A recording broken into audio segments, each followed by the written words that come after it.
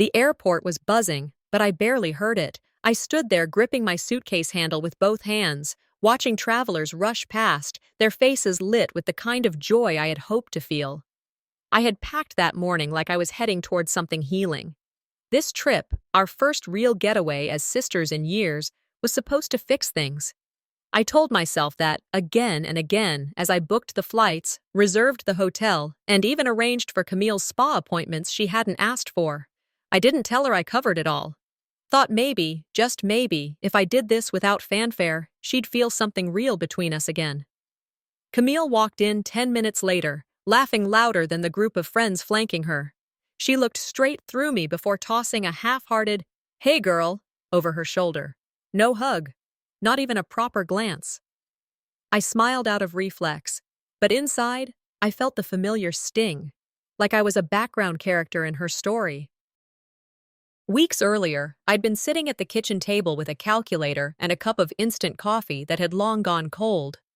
I skipped a follow-up doctor's appointment for my back and picked up 2 extra shifts instead. My insurance had lapsed, but the tickets needed buying. Camille had been talking about a trip for months, saying, "God, I need a break," like the world owed her one. I figured fine, I'd be the one to give it to her. Dad's voice echoed in my head then, like it always did when I was about to do something that hurt a little. "Family isn't always fair, sweetheart. Sometimes you gotta be the bigger person."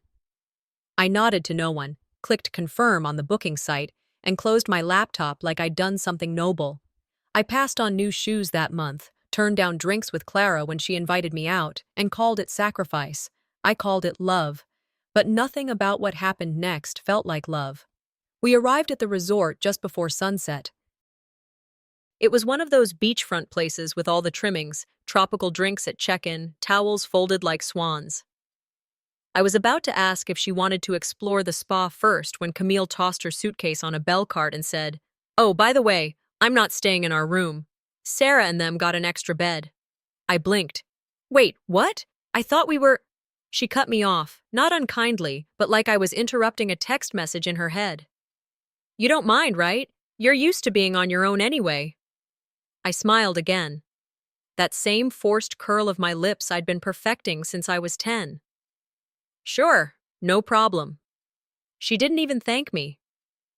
Later that night, I sat on the edge of the bed I had booked for both of us, the other side still made up, untouched. I could still smell the fresh linens. I thought about how many times I'd told myself this trip would be different, that Camille would see how much I cared, that she'd maybe ask about my life, or at least show up. But instead, I was here, alone, again. Not because of a scheduling error or fate, but because she chose to be somewhere else. Just like always. It's funny how silence can bring back the loudest memories. I remembered family vacations where I was left out of plans, birthday dinners where she forgot, Mom always saying, "You're older, be understanding." Like that was my role in the story, to be the steady one, the easy one. As I walked the resort paths later that evening, I passed a group of older women clinking wine glasses and laughing so hard they snorted.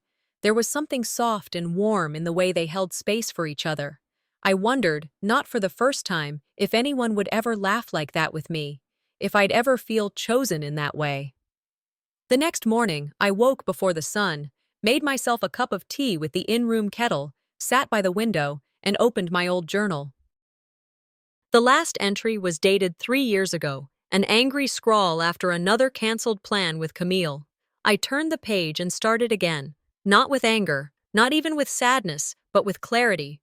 This trip might not be what I hoped, it might not fix anything, but I could use it for something else, not to heal, but to see, clearly, without excuses, without justifications. I wrote everything down, the eye roll she gave me when I asked if she wanted to grab lunch together, the way she pulled away slightly when I reached for her arm, how she looked right past me when one of her friends made a snide joke at dinner. She thought I wouldn't notice, that I'd just take it, like always. But I noticed everything. I dressed nicely that evening, put on earrings I hadn't worn in years, walked to the restaurant alone, asked for a table by the window. The hostess gave me a strange look, maybe wondering why I was dining solo at a resort designed for couples and friends. But I smiled politely and sat anyway. As I stirred my drink, I felt it, something inside settling, Not peace exactly, but direction. I wasn't supposed to be part of Camille's plan. That was clear now. But maybe that's the best thing that could have happened, because now I had a plan of my own. The hallway was just beginning to buzz with life when I stepped out to grab coffee from the lobby. That's when I heard them. Camille's voice, unmistakable, floating just beyond the corner near the elevator. Don't forget, dinner's at 7. Everyone better show up this time. Last year was such a mess. Laughter. Another voice chimed in. It's gonna be perfect. Birthday shots lined up and that rooftop view. I stood still, coffee forgotten. A birthday dinner? Nobody had mentioned it. I hadn't seen a single text, not even a casual mention over breakfast. A hotel staff member pushing a cart walked by. I asked him, as casually as I could, "Hey, big group event tonight?" He smiled. "Yep, rooftop restaurant booked at 7. 18 guests. Then, flipping his clipboard, he added, "Sorry, ma'am. Just confirming names. Don't see yours here." It wasn't the kind of hurt that makes you cry right away. It was quieter than that, like being left out of a family photo. Like being erased before you even realized someone picked up the eraser. I still got dressed, a soft blue dress I hadn't worn in years, paired with my mother's earrings, not to prove anything, but to remember who I was. I arrived just before 7. The table was long, white linen, set for 18. Laughter, wine glasses already clinking. I looked for my name. Nothing. Camille glanced up mid-sip. "Oh, I thought you had other plans," she said with a tilt of her head that held zero apology. No one else said anything. Eyes darted, lips pursed, but the silence was louder than any excuse could have been. I nodded once, the way you do when a door is closed too softly to slam. I stepped away before the first appetizer. Didn't want to be asked to pose for a group picture, only to be cropped out later. As I walked away from the restaurant, the cool wind hit harder than it should have. That moment rewrote something inside me. I stopped waiting to be invited. Stopped hoping they'd make space. I started watching instead. How people behave when they think you're not worth correcting. It wasn't the first time. Thanksgiving, 5 years ago. I was 34 and still told to sit at the kids' table. That weird Christmas when the family photo was taken while I was in the bathroom. The text about Mom's birthday dinner that came after the candles were already blown out. I used to think these were just oversights, mistakes. Now I knew better. It's easy to pretend you weren't excluded when you tell yourself you forgot to check your messages, or that maybe they thought you were busy. But the truth is, being left out isn't always loud. Sometimes it's just quiet. Like not being mentioned. Like your name never making it onto the list. I walked the beach later that evening. The sand cool beneath my bare feet. I saw a group of strangers laughing, posing for photos, arms around each other. No one held back. I stood still for a long minute, then raised my phone. Click. A selfie. Just me and the ocean behind me. I whispered to myself, sometimes peace looks like distance. I posted it to my private page. No caption, no explanation. A few hours later, I saw someone from Camille's group post a photo. Same background. I was there, barely in the frame, but cropped at the edge like a mistake, like someone else's shadow. That was the moment I began documenting everything. Not for them, not to confront, just to remember. So I wouldn't rewrite history later to make it gentler. Back in my room, I pulled out my journal. Wrote the sentence slowly, like carving into wood. They didn't forget me, they erased me. Then I flipped to a new page and began listing things, not just costs, not just receipts, but the real toll. Airport shuttle, $60. Dinner Camille bailed on, $110. Room upgrade because she didn't want to share, $220. Then, beneath the dollars, I wrote, dignity, chipped away slowly, not all at once. Belief in being loved just for existing, balance approaching zero. I leaned back. Let the silence soak in. No tears, no anger, just clarity. They may not know whose dime they're living on, but they will. I woke to silence. No one knocked, no good morning texts, no invitations. The breakfast room was full of chatter, but every face turned away as I passed. Plates clinked. Conversations paused. I paused longer. Camille's social media lit up with album posts, smiling couples, glowing candles, her in the middle. My face didn't exist in them. I slid behind empty seats, sipping coffee I didn't taste. I opened my journal and wrote, "The moment they make you feel invisible is the moment you start seeing them for who they really are." Later, while changing sheets under a midday sun, the housekeeper paused beside me, cleaning a balcony door. She said, "I see you out here every night." I nodded, not surprised. She smiled gently. "My sisters cut me out years ago. I stopped believing I should be invited. Now I celebrate with only those who need me, not those who don't see me." She paused, then added quietly, "When they show you what you mean to them, believe them the first time." I felt something inside me shift. I smiled for the first time on this trip, not relief exactly, but clarity. That evening, Camille hosted a poolside wine tasting. The lights strung above flickered. Guests gathered, wine glasses raised. She lifted her glass. "To the people who fund our memories, without even needing to be invited to enjoy them." Laughter followed, warm and sharp. My name remained unsaid, but the glance she threw was enough. I didn't argue. I left before the first pour. As I walked away, I whispered to myself, "They thought I wouldn't notice, but I did, and that changes everything." A memory surfaced. Christmas morning, years ago. Camille opened gift after gift. I got nothing. Mom told me afterward, "It's just how she is. Don't make a big deal." That excuse felt hollow then. Now I replay it and see the choice behind it. Accepting small dismissals taught me to live in shadows. That pattern clicked tonight. Back in my room, I dialed the resort's billing line and asked for a breakdown. I pulled receipts from past trips. I matched room keys, service charges, extras I paid.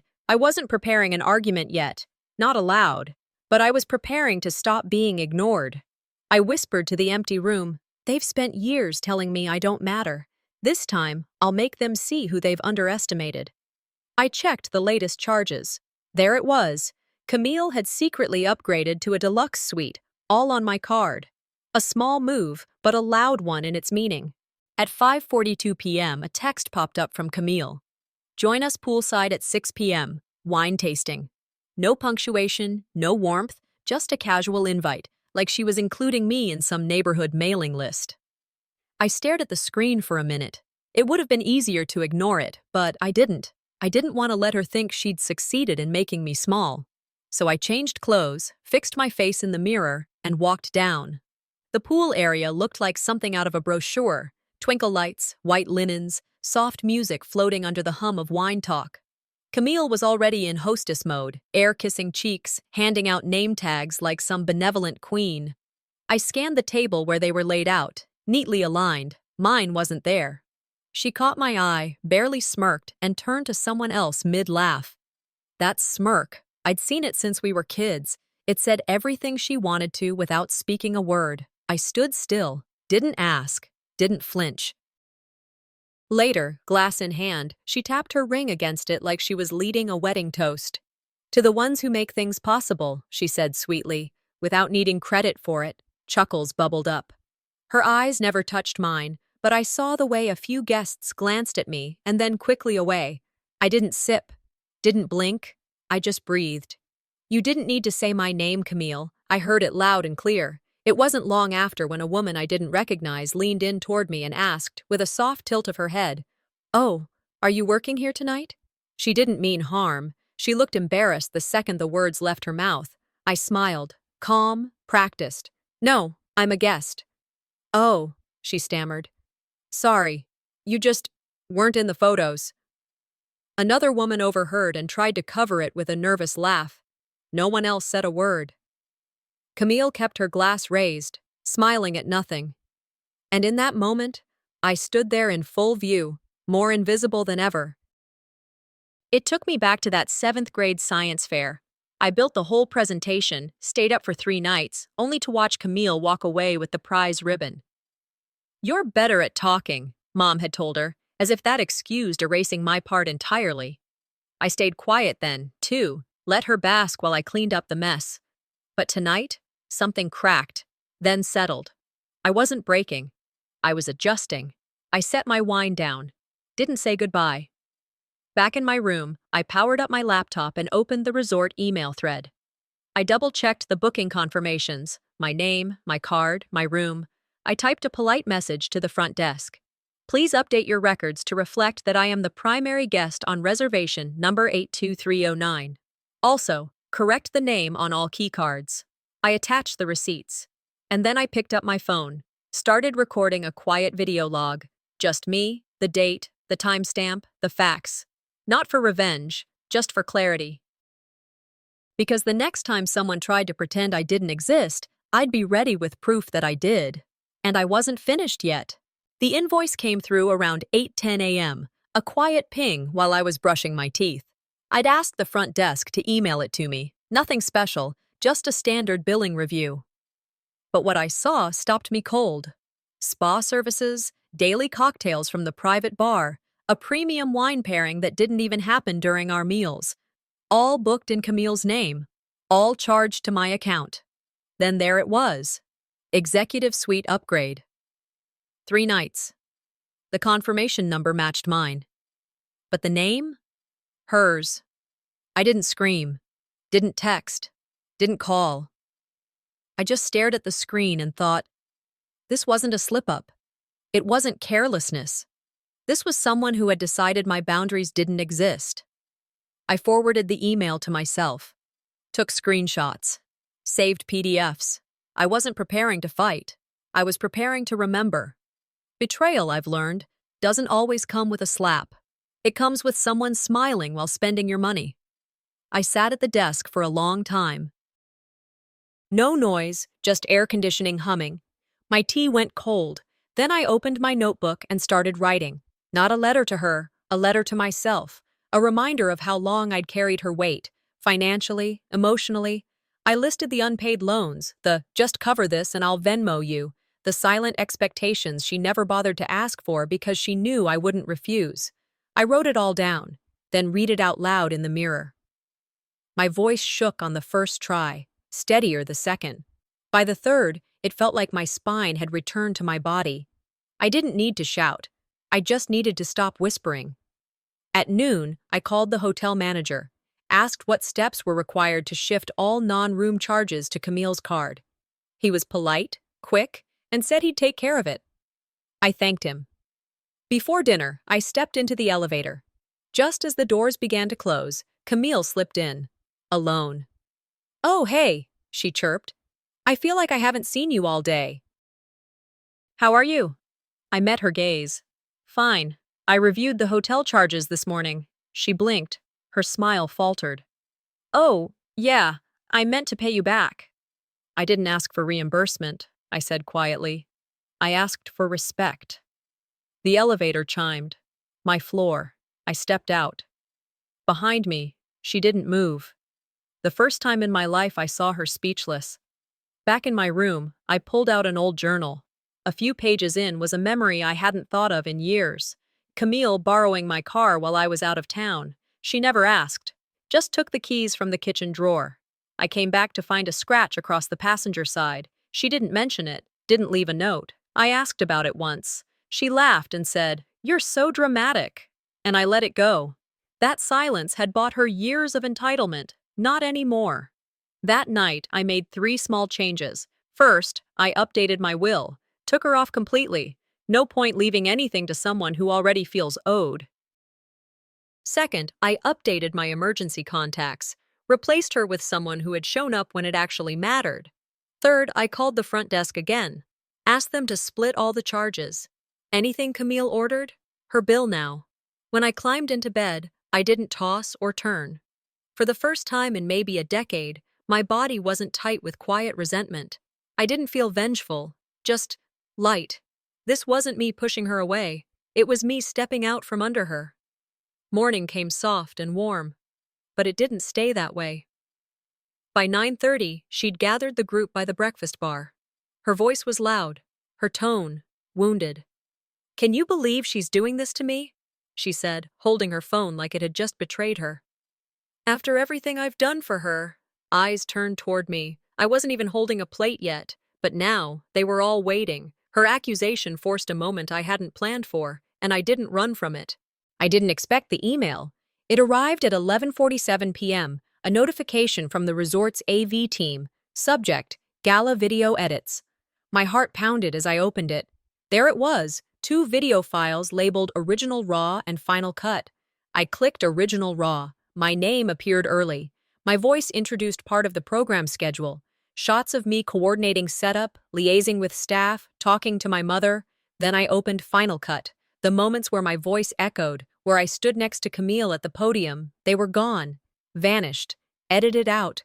The crowd applauded, but clips of me were replaced by flowers, group shots, smiles from others. I felt something inside twist. They didn't just ignore me, they erased me. I forwarded both files to a private drive, backing them up, locking them away from prying hands. Morning arrived with tension. By the pool, Camille was already talking to a group of guests. I approached her calmly. "We need to talk about the video," I said. Her smile flickered. "Oh, that was just bad editing. You know how media is messy," she said, waving her hand, but I kept my voice steady. "Those segments existed in the raw footage you approved."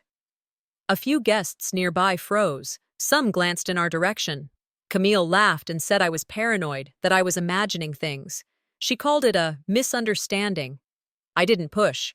I turned and walked away, letting the silence echo behind me. Later, I closed my eyes and remembered high school. Miss Winters read Camille's essay aloud in class, praising her writing skills. But I had helped her rewrite it. I sat quietly as applause filled the room. Camille stepped forward, grinning. I whispered to myself, "Quiet is not strength. It was my armor." In that memory, something shifted. I vowed that tonight I would not vanish again. Back in my room, I mustered resolve. I composed an email to a lawyer I once consulted for my startup, simply attaching the original raw file with a note. "Preserve this. You'll need it." I created an encrypted folder on my phone, copying receipts, booking emails, AV file details, texts. I typed a short, firm message to the resort management. "Please clarify who authorized video edits and when. Retain all backup logs." I installed a security app on my phone to record screen captures and timestamps. This wasn't a vacation anymore. It was a careful reclaiming.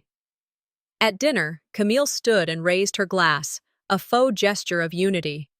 "To transparency and family, may we see through what we can't speak." She tapped her phone, showing a video clip that omitted me entirely, a baited trap to force me to react. I sat silent, observed, sipped water politely. The room's energy thickened. Whispers trailed behind each movement. Guests shifted in their seats, glancing back and forth. The toast ended. Applause rang out. I didn't rise. I didn't yell. I sat, calm but resolved. Then I leaned over to the resort's PR manager seated nearby and whispered softly, "Let's fix that guest list. I'm done being invisible." It was just past 11. The resort lobby had quieted down, most guests tucked away in their rooms or wandering the grounds with drinks in hand. I sat on one of the velvet lounge chairs, pretending to flip through a magazine. In truth, I was watching, listening. Anyone who walked past, I greeted softly. "Nice night, huh?" Or, "Funny how easily people get left out, isn't it?" Most responded with polite nods. But I caught something in their eyes. Recognition. Not sympathy, not yet, but awareness. Kelby Gant, the hotel manager, walked by, gave me a short glance, then looked away too quickly. That confirmed it. People saw. They just chose not to engage, not until it became their business. A housekeeper paused briefly by the coffee table, adjusted a coaster, and gave me the smallest smile. That was enough. I tucked that into my memory. My quiet witness list was forming. By dinner, I'd made my decision. Camille had danced around truths for too long. I waited until dessert had been cleared and stood behind her chair. "Can we talk privately?" I kept my tone neutral, casual even. She followed me out to the side patio, heels clicking against stone. The second we were alone, I turned to her. I have the original video, the one with me in it. Her lips parted. She said nothing at first. Then, it was for presentation. It needed focus. I felt my voice steady, low, but clear. Your clean presentation erased me. She scoffed, reaching for a defense that didn't land. You always make things so emotional. I didn't respond to that bait. I just looked at her, and in that silence, she blinked. That was the first time she realized I wasn't backing down. Behind us, the glass door slid open. D80 stepped out. I hadn't seen her during dinner. She walked slow, but with certainty. I knew long ago, she said, not looking at Camille. Her voice didn't waver. I saw what you did, all those small favors, all the quiet things she did for you, for all of us. Camille shifted her weight, uncomfortable. D80 turned to face the window where a few guests had started to glance our way. If she funded this trip, if she's been there all along, she deserves a seat at the table. Period. That landed harder than anything I'd said. I didn't need to nod, didn't need to smile. I just stood there and let her words live in the space Camille always filled. That night, back in my room, I replayed a memory I hadn't touched in years. High school graduation. Camille gave a thank you speech, standing on the auditorium stage in a cap and gown I paid for. She didn't mention me once. I clapped with the rest of the crowd.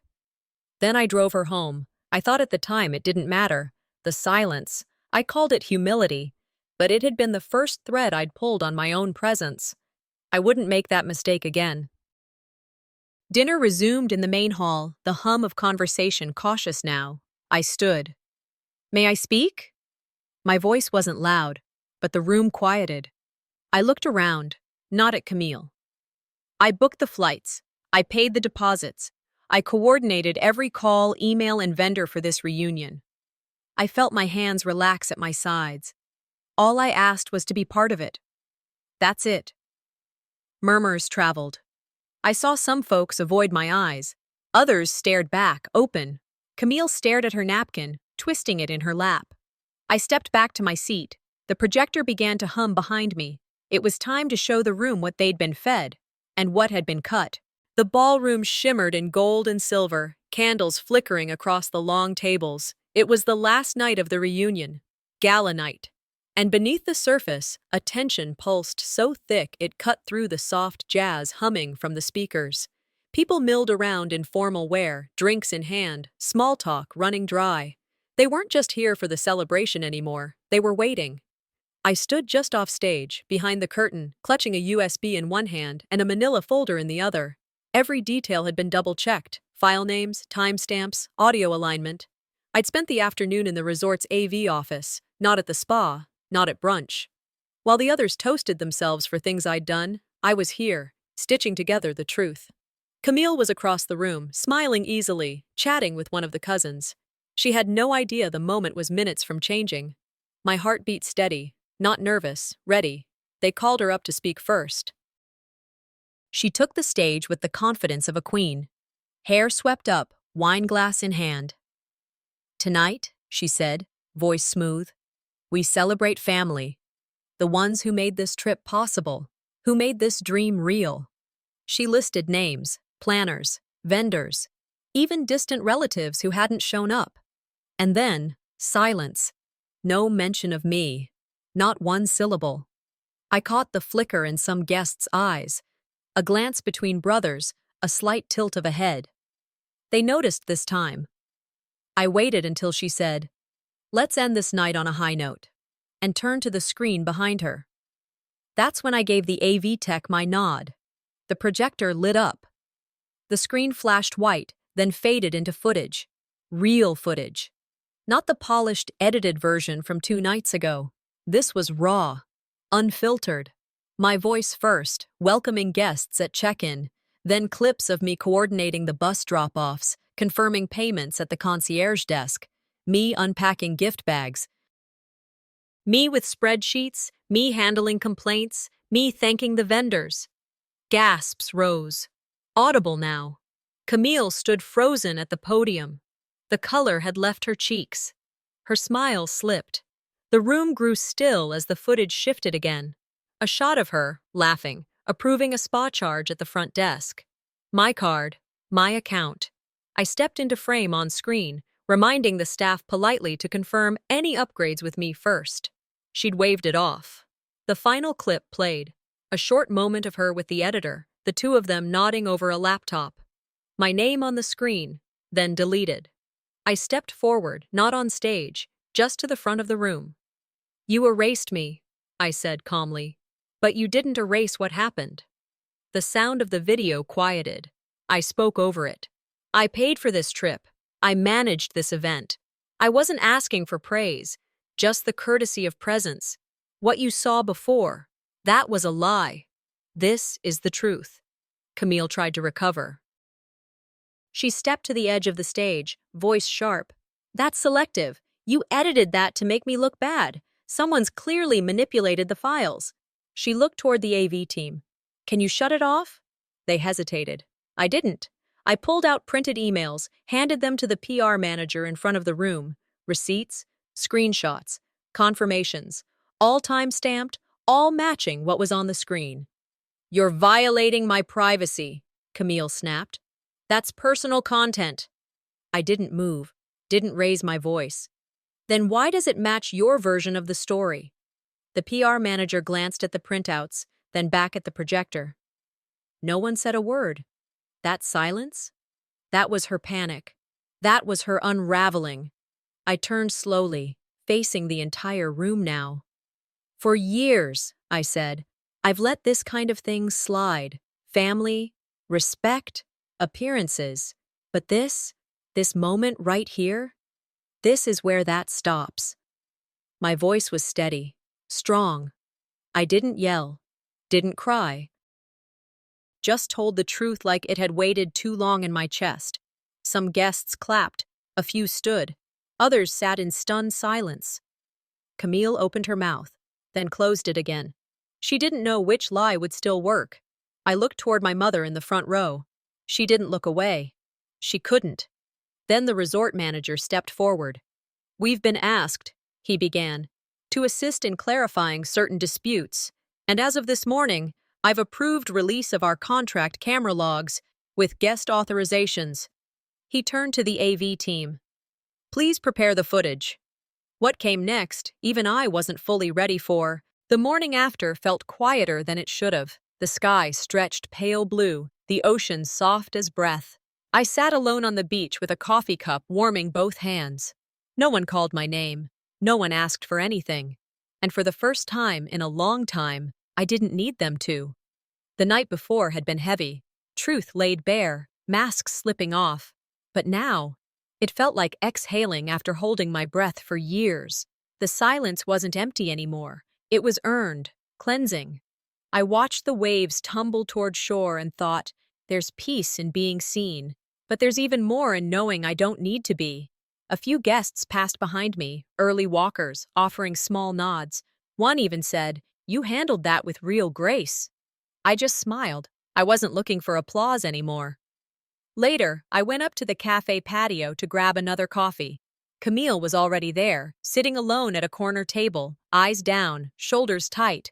She looked up when I approached, but didn't smile. I didn't either. Can I join you? She asked. I nodded. We sat in silence for a while. Then she started, I owe you an apology. Her voice was quiet, but the words were practiced, generic. I didn't mean for things to go so far. I kept my eyes on her. Why did you erase me? She blinked, swallowed. You've always made me feel small, like I couldn't keep up.